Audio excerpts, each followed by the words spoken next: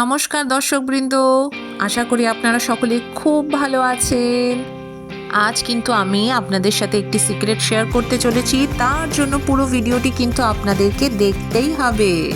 হ্যাঁ, আপনারা যেটা এখন দেখতে পাচ্ছেন সেটা হলো কতগুলি টুকরো রয়েছে, কাপড়ের টুকরো। আরে হ্যাঁ, এটাই কিন্তু আমার বহু পুরনো একটি শাড়ির টুকরো। এবার ভাবুন তো, এই শাড়ির টুকরোগুলি আমি আপনাদেরকে কেন দেখাচ্ছি। কারণ এই শাড়িটি দিয়েই আমি কিন্তু একটা লেহেঙ্গা বানিয়ে নিয়েছি। আমি একা বানাইনি, বা আমি পারিও না বানাতে, সেই অভিজ্ঞতা আমার নেই। একজন টেলার দিদি আছেন, যিনি টেলারিংয়ের কাজ করেন। নিখুঁত তার হাতের কাজ।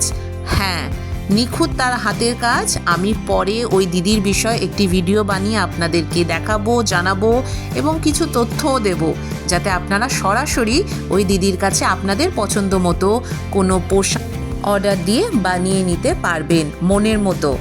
দেখুন টপ কি সুন্দর, ঘাগরাটা অসাধারণ কিন্তু তার হাতের কাজ। আর ওড়না অথবা চুনরি যেটাকে বলছি আমরা, উনি কিন্তু সমস্তটাই আমার এই শাড়ি দিয়ে বানিয়ে নিয়েছেন।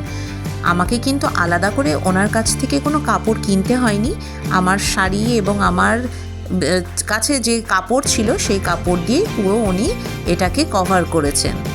যেহেতু আমার মেয়ে পড়বে, মানে মেয়ে তো অবশ্যই এখন 2 বছর 3 মাস বয়স, অনেক ছোট সে, সেহেতু তার জন্য বেশি কাপড় এখানে ব্যবহৃত হয়নি। যতটুকু কাপড় লেগেছে সেটা তার জন্য এনাফ। আর এই লেহেঙ্গা পরে আমার মেয়েকে নিয়ে আমি একটা ভিডিও আপনাদের সাথে পরে শেয়ার করব, তখন দেখাবো কেমন লাগছে। আর এখন অবশ্য আমি এই লেহেঙ্গাটি দেখিয়ে দিলাম, এবং দিদির বিষয় বা যিনি টেলারিংয়ের কাজ করছেন তার বিষয়ে জানতে আমি কিন্তু পরের ভিডিওতে সব শেয়ার করব ধীরে ধীরে। আর আপনাদের পছন্দ হলে, যদি তার মনে হয় হাতের কাজ ভালো, আপনারা কিন্তু যোগাযোগ করবেন।